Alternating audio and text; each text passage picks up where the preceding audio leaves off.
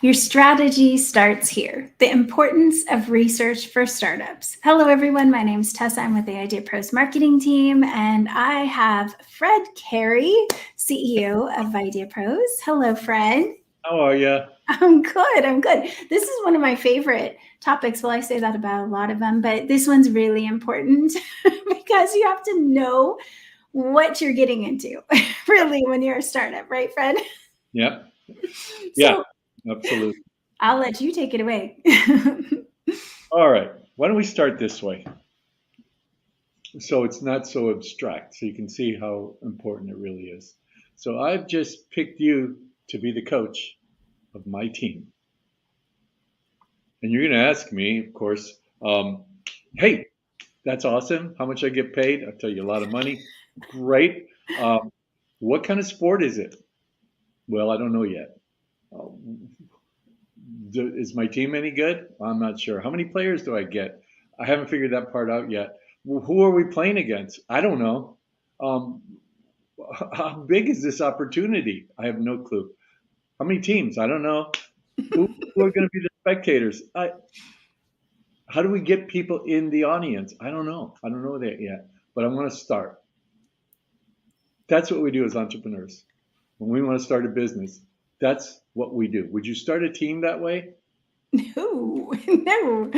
That's what we do as entrepreneurs. The number one reason, and I've said this before, the number one reason that new companies fail is that they've put together a solution that there's no demand for. That's almost insane. It's even bigger than not having enough money. Not having enough money is a close second. But the biggest failure point is you've made something that nobody wants, nobody needs, there's no demand for. And you do those things because you don't do the research. A research sounds like, that word research by itself sounds trivial, but it's the whole foundation of the entire strategy that you're going to build as an organization. That's how important it is. Because when you have that and you're the coach, you know how many players you got.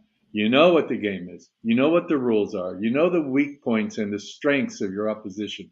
You know who that audience, those customers are that you want to get. And you know how you're going to be able to go get them and convert them into your lifelong customers so that you'll get the revenue that you need to have a successful organization.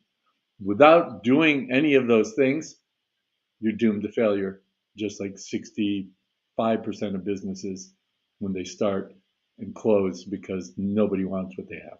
Okay, so let's start out. Oh, Tessa, you want to say something? Yes. He's like, wow, okay. Well, I mean, I'll let you take the floor anyway. But I just wanted to say that it's we have good intentions. We build these products, services, apps because we have a need and we think that everyone else is going to need it too. So we build what we need in our lives often. So it's not a bad thing. You're trying to innovate, but you need to know the game you're playing for sure. And look, just because you thought of something, just because you like something, just because you went on Google for 30 seconds and haven't found anything that looks like your golden widget, it doesn't mean that that's the reality. What you want, nobody else in the world might want. What you think is important and it's going to revolutionize everything may not do anything at all. And Okay, so and you also mention it because you don't want to spend thousands or tens of thousands of dollars building something that people don't want anyway. So like you as the entrepreneur don't want to waste money. So this is a really important subject. So if you guys haven't tuned, like if we tuned you out for some reason with the market research part, come back and pay attention because this is really important. yeah, and by the way, it's a lot more than tens of thousands of dollars. If you True. Hundreds of thousands in take products for sure. your idea and end up with a national launch of any idea, you're looking at hundreds of thousands of dollars, and so you're looking at a $500,000 to $1 million mistake if you go ahead and build something and end up being in that little cesspool of companies that have failed because they've created something that nobody wants. So why is this so important? Well, the most important thing is that because you need to understand your market, right? Whatever you have, you're going into a marketplace and you need to understand that marketplace or you don't have any chance of making it. And if you do your research and then see that market is saturated and there's big, huge players and what you have is really tiny compared to what they're doing. It may be good to step back and walk away. You've spent $2,000, $3,000, $5,000 on a research report, and it's told you where not to go. Um, that's a lot better than spending $500,000 and finding out a year later as you're shuttering everything down, right? So that's the biggest thing that you really need to think about. That understanding the marketplace is the foundational element of any research report that you're going to get. You're going to gain insights into your target audience. You're going to analyze the industry trends in that space. You're going to assess the market demand that's in front of you. And then you're going to be able to start understanding your customer preferences, their pain points, the gaps in the marketplace, right? Startups can deliver innovative solutions if they know where those holes are. And I've talked about this on several of my prior shows and on Instagram as well. I always look for a hole in the market that needs to be filled. Because when you have that, you have a robust market that's growing, even with healthy competition. If there's a hole in that market that the customers are dying to get filled, and you're the only company out there that can fill it, you can make a whole hell of a lot of money very, very quickly because you are fulfilling this demand that is already proven itself. Because these people are spending tons of money with an incomplete solution. And if you can come forward and complete it, then you have a much, much better chance of succeeding. Okay, so that research helps you find that niche, that hole, the place where you can explore the customer segments and you can tailor your value proposition according to that. Without Mhm. research, you'll have no clue. Yes, I love it. And actually, you mentioned one big one in there, and I just lost it out of my head, of course, at that moment. No, I was going to say something and I forgot. So we're just going to let you go on to the next one. But I think that Fred is so good at finding those gaps and reading what the data is that's coming back from those reports. It's a little bit like an x-ray. I think you've explained it this way before, Fred. Like what Yeah, you're getting back, you don't know what you're looking at when you're brand new, and you can misread things. I know Fred's been doing this for so long, he can see what all of the data is that's coming back. So you wouldn't read your own x-ray. yeah, exactly. Look, if I could break this down a little bit more, the first thing that you want to achieve from having that research is really to identify your competitive advantages. And even as a startup, you're going to have those. In fact, as a startup, you may have a lot of competitive advantages because companies that are on a roll and really, really moving, they're kind of like an aircraft carrier. It's hard to turn them around. There's a lot going on in that marketplace, and it's hard for them to move and maneuver and to try different approaches when they have gotten so successful at what they're doing. Change is hard for a big company. Change is the essence of a startup. So you can identify through that research your competitive advantages, and you can leverage those. And research is what allows a startup to really assess the strengths and weaknesses of your competitors, right? And you understand those dynamics of the marketplace, and you can position yourself strategically by identifying those gaps, those holes in the market, and go into areas where existing solutions are not adequate. And when you can design your whole infrastructure around that, then you can make products and services that offer this unique value proposition that creates this competitive edge, even if you're way smaller than everybody else that's out there playing in that same field. We all need the competitive edge. You don't have it, you can't compete by muscle. You're competing by going where they're not going, right? By the way, that helps you mitigate your risks, right? As a startup, there are uncertainties. There are things that you're trying to do that you haven't done before. So you don't know that they're all going to work. And you can kind of mitigate that risk somewhat by being able to understand that research plays that pivotal role in mitigating that risk because you're analyzing the marketplace, you're identifying potential obstacles, you are looking at even regulatory challenges in some cases, right? And other external factors that can impact your business If you don't study all that stuff, you're not going to know what there is. And things like feasibility studies or the viability of your ideas, right? Reducing the risk of failure through your knowledge is the only way to do it. You can't guess your way through this. You have to, excuse me, you have to research your way. You have to work your way step by step through the knowledge that you gain by having comprehensive research that you have competitive analysis, market size, market growth, market opportunity, and where you can play in that marketplace to go get those customers and keep them. Beautiful. You got so much information packed in this one, Fred. I know you're not even done yet. You have so much more. And I am not, but when you look at a startup, that's why, by the way, that's why so many little companies get gobbled up by big companies, right? Because little companies are the growing arena of innovation. Big companies can't afford to do that. As I said, they're making money, they're going down this path, they're servicing their customers. It's hard for them to turn into change. But as these little companies innovate and start creating things that lay on top of what those big companies are doing, it becomes an opportunity for you to be acquired, right? When you're going out and you use your research to be that catalyst to drive groundbreaking ideas, you can identify emerging technologies ahead of big companies. You can identify industry trends that they are in the trenches of and that you can see from the outside.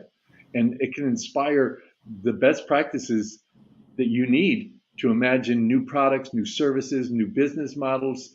Um, there are things called black swan events, right? And ChatGPT is an example of it. 6, 7, 8 months ago, nobody knew what that was. Sure, there was some AI stuff around, but all of a sudden, this is just, you can't imagine what life was like without it. And now all the rules are changing. Everything is changing. And this little company, underfunded company, came up. This guy's a billionaire overnight. And it's a cornerstone for the next generation of everything that we're about to do. And they just slipped up out of nowhere. The black swan event, as they call it, and it changed all the rules. Now, we don't have to be black swans ourselves.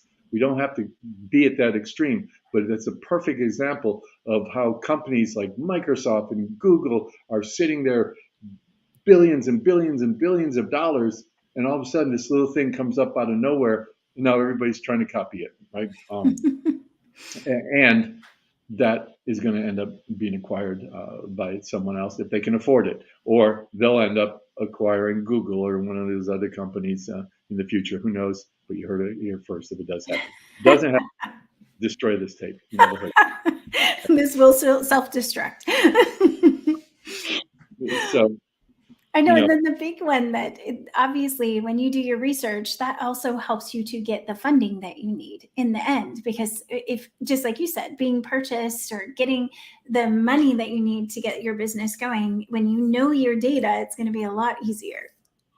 yeah, that's a very important point. I mean, investors are going to support startups that can demonstrate strong research foundations, right? You're going to be able to talk to anybody that's considering giving you capital, and you're going to be able to tell them anything they want to know about the market.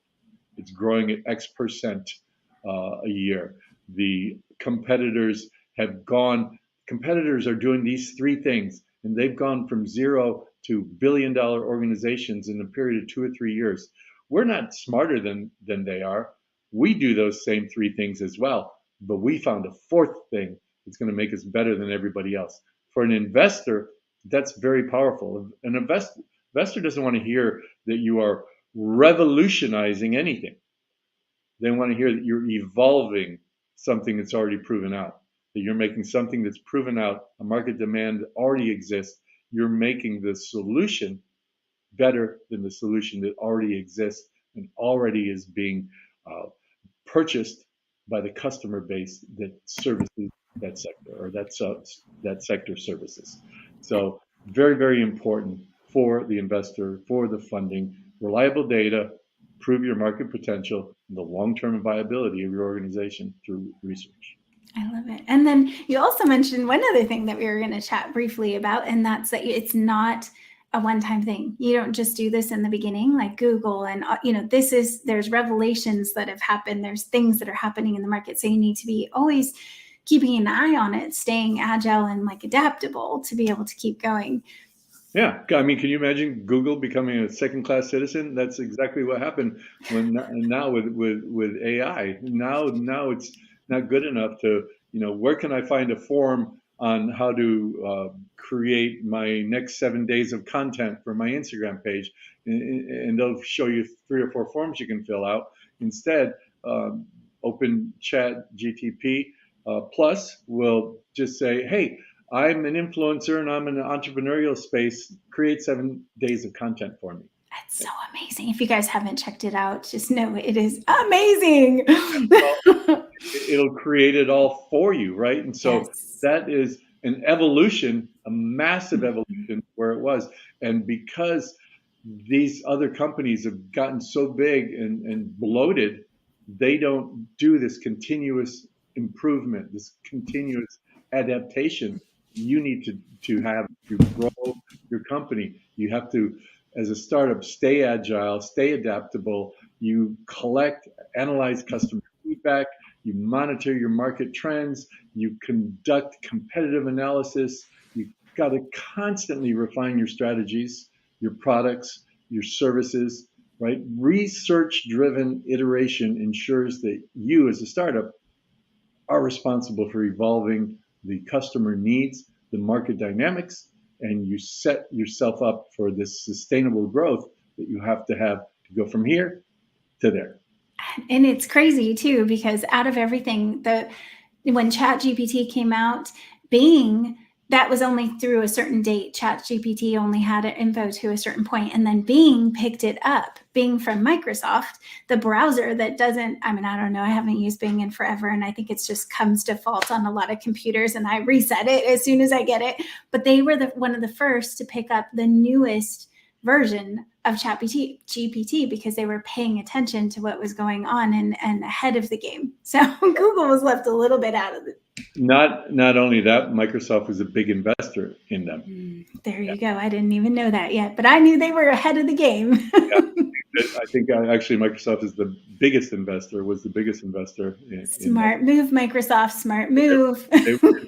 What did they do though? They didn't do it all themselves. They partnered with this little unknown startup, and that's the key to longer term success. To be gobbled up in 3 years by this multinational, multi-billion or trillion-dollar organization, and you can do that by being ahead of everybody else. The only way you can be ahead of everybody else is if you know, coach, the game that everybody's playing.